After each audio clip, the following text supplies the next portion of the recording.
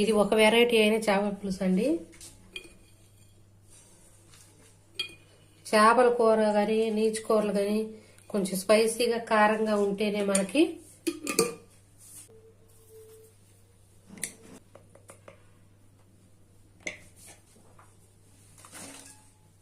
అల్లం చిల్లిపాయల పేస్టు,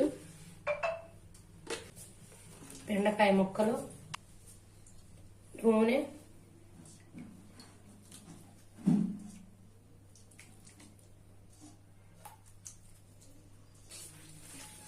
బాగా కలుపుకోవాలి.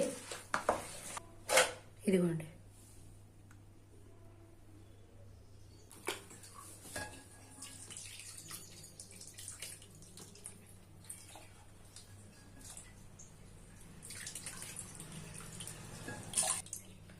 వంకాయ ముక్కలు,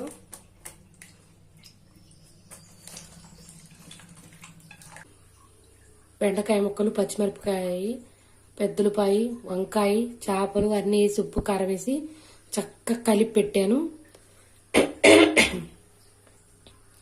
ఇంక ఇది దగ్గర పడిందాక వండుకోవాలండి. హై మంటలోనే ఉంచుకోవాలి. చివరిలో ఒక 5 నిమిషాలు సన్న మంట మీద ఉంచితే నూనె బయటకు వస్తుంది అనమాట. టేస్ట్ మటుకు అద్దరిపోతుందండి చేపల పులుసు. ఈ మధ్యలో మనం సగం ఉడికి నాకేం చేయాలంటే అల్లం చిన్నపాయల పేస్టు, గరం మసాలా, కొంచెం ఆవాలు, మెంతులు ఏపీ పొడి పెట్టాం కదా, అది కొద్దిగా పొడి చల్లుకోవాలి. సగం ఉడికినాక మళ్ళీ చూపిస్తాను నేను.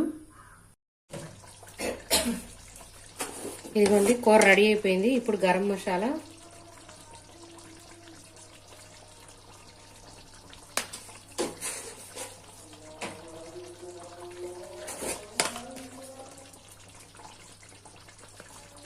ఇది ఆవాలు, మెంతులు ఏపి పొడి చేశానండి. ఆ పొడి కూరకి మంచి టేస్ట్ వస్తుంది.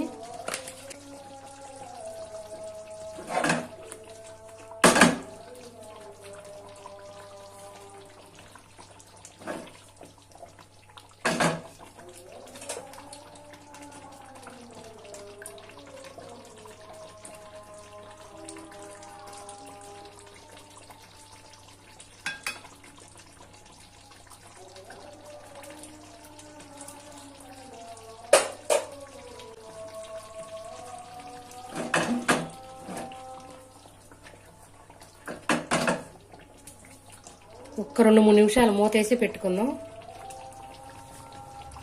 ఇదిగోండి ఇప్పుడే చక్కగా నూనె బయటకు వస్తుంది. మెల్లిమెల్లిగా ఇలా రావాలి. 2 నిమిషాలు ఉంచుకుంటే ఇంకా బాగా వస్తుందండి.